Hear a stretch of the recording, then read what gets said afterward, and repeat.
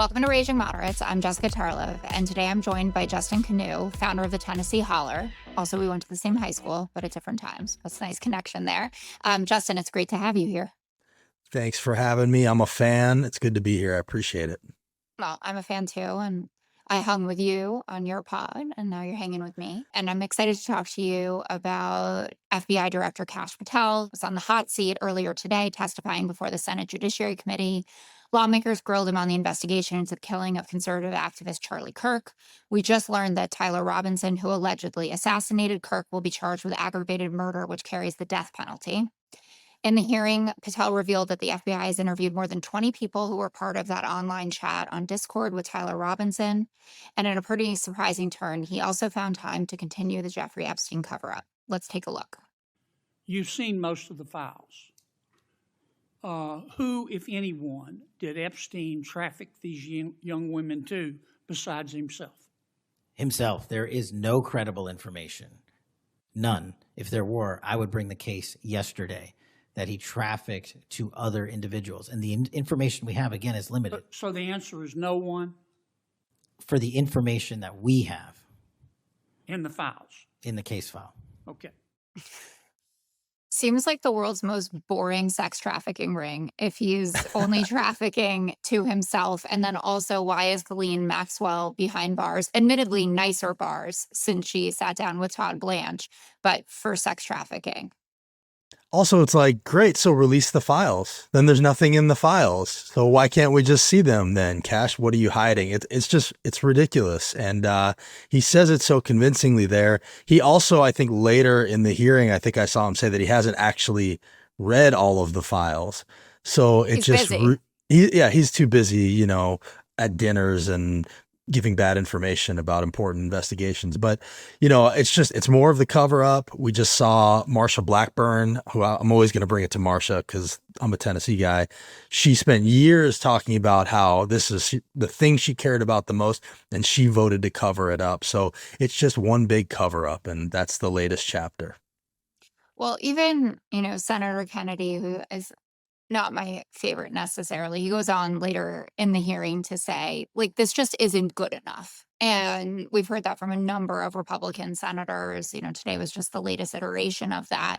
And the pressure, continues on Kash Patel. And I think it's even worse for him because he had spent so much of his time in his podcasting career, right, going on and talking to people like Benny Johnson and saying, this is the biggest cover up of our time. This is the biggest pedophile that, we've ever seen. And they're doing it because they're trying to protect important people. And then you draw the straight line, right, to the important person that you serve now.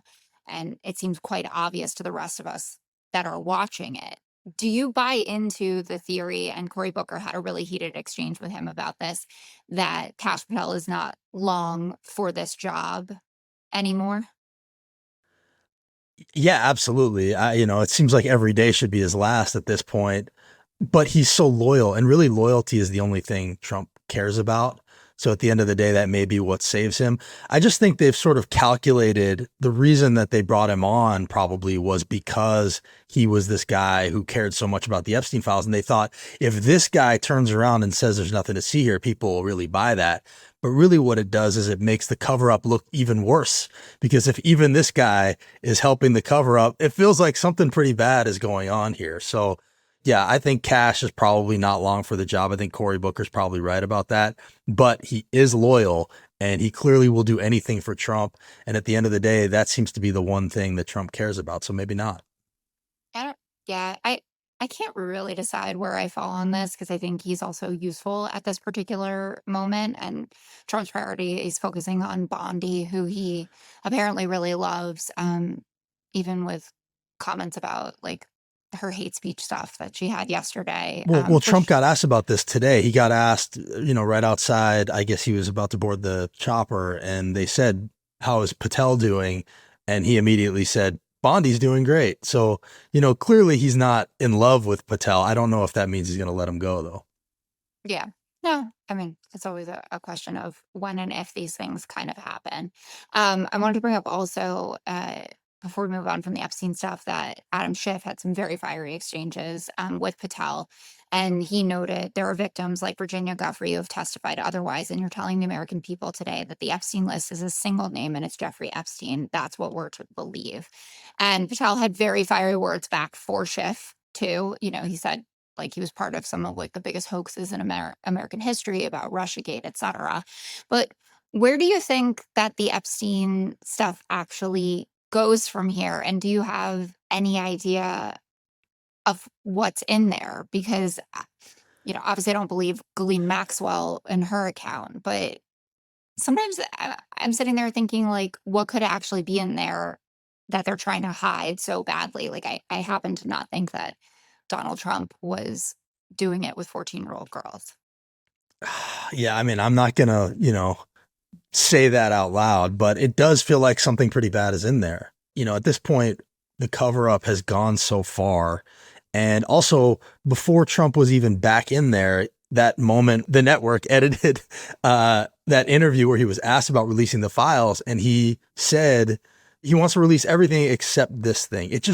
There's so much smoke there. And I don't know if he's protecting himself, protecting friends, but it's beyond belief that there's really nothing in there and nobody else is involved. So where does it go?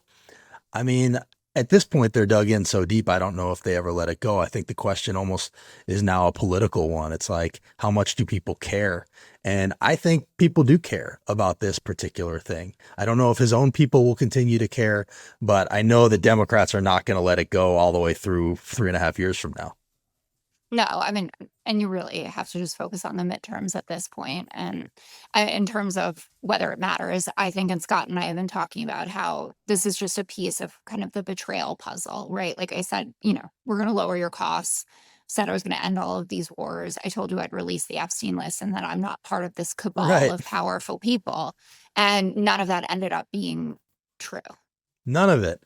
None of it. And, he seems to have such a low view of the American public, of his own supporters, and he just seems to think nothing matters. And at the end of the day, maybe it doesn't. But, we've seen from polls, and, you point this out all the time on the show, he's something's mattering. And I think that's why they're starting to redistrict. I think that's why they're worried. And so, I don't know if it's this, I don't know if it's inflation, but the stew seems to be adding up to the fact that he is losing support. Wouldn't that be nice to see? Yeah. I want to shift gears and talk about kind of the other side of the hearing, which was focusing on the terrible assassination of Charlie Kirk. I already mentioned that Patel said that there were over 20 people in that Discord chat that they are interviewing. Another moment that stood out to me came from Senator Amy Klobuchar. She pressed Patel on political violence, pointing out that even conservative think tanks admit J.D. Vance is flat out wrong. Violence is actually 6 times higher on the right. She asked Patel if he'd tell Trump and Vance to stop spreading lies, and Patel said that he would. Let's listen. Cato Institute, conservative think tank, published a study just last week that found terrorists from the right were responsible for 6 times more deaths than people from the left. I actually don't want to go tit for tat on this, but what I am asking for is that this rhetoric of blaming one side or the other stop. If you could convey that to the president, and that we actually work on things that are solutions. So could you commit to me, Mr. Patel, Director Patel, that you will do that? Absolutely, Senator. Okay, thank you. I applaud her for asking, but I am thinking back to his confirmation hearings where he said, yes, he'd do a lot of things that he didn't end up doing. But, this is one of, if not the most kind of scary extensions of the horrible assassination of Charlie, that we have this kind of rhetoric ratcheted up to 1 million now in the country, and the flames are being fanned by the most powerful people in the world, including the President of the United States. And I've been struggling to, even have kind of sane baseline level conversations with my conservative friends about why this is dangerous, even if Tyler Robinson turns out to be the most left-wing indoctrinated individual that ever walked the earth. What's your read on what's going on?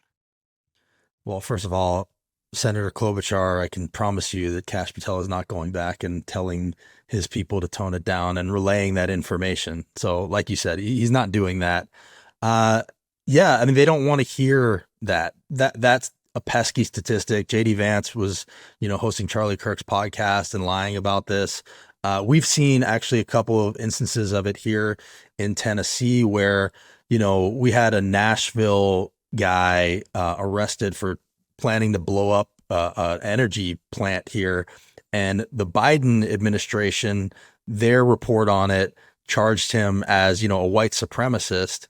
And the Trump administration, a year later, when they actually convicted him, erased that part of it. And Kash, I think, erased a report about right-wing white supremacist violence. So they don't want to hear this. They're intentionally ignoring this part of things. I know you know this, but I was a victim of this also. I actually didn't know that. Did you? Oh, you I'm didn't so know that? sorry. Yeah, No. my house was shot up 2 years ago Oh my by God. people like this. So, but even as a victim of it myself, I don't want retaliation. That's not what I want. And I don't honestly think it matters all that much who did what here. We all need to take the temperature down. We all need to stop finger pointing. And, it is important to acknowledge where this stuff is coming from. But, at the end of the day, political violence is bad no matter what. And I say that as someone who disagrees with Charlie on basically everything, but it's never okay. And that needs to be the takeaway here. Absolutely. I mean, I think everybody is okay. And did they apprehend the person that They did did it? not. They did not. Everybody, thankfully, was okay. But it definitely was something that we live with every day here. So, and again, I don't want retribution. I know there's a lot of people that want retribution on Charlie's behalf out there. And, to me, that's not the answer. I didn't feel that way day one, and I don't feel that way 2 years later. We need to learn from moments like this and use them as unifying moments. And, whatever that means, that's the lesson here. Yeah. Tom Tillis, Senator Tillis, who's retiring next year, went pretty hard at Patel as well, saying, like, you put out this false tweet from while dining at Rayo's that said, we've got the guy, then you have to walk it back. Like, you can't possibly think that these things are not amping up the temperature, kind of Right. the live tweeting of all of it. And I do want to note that it came out in the charging documents right before we got on here that prosecutors have reproduced a text exchange that Tyler Robinson had with his roommate and romantic partner shortly after the shooting, in which Robinson admits to the assassin, saying, I had enough of this hatred. Some hate can't be negotiated out. Well, look, a lot of us have been trying to figure out, the why of this all. And I don't know that it's going to be as clean as anybody wants it to be. Part of what we've seen come out, there was just an article that came out about one of the friends saying he was apolitical. So I don't know if we're going to figure out exactly why he did this unless he chooses to come out and say it. But again, it almost doesn't matter. What matters here is this is not the answer ever. And we have to step back from the brink before it's too late. It's violence begets violence. And so retaliation and, it can't be the answer.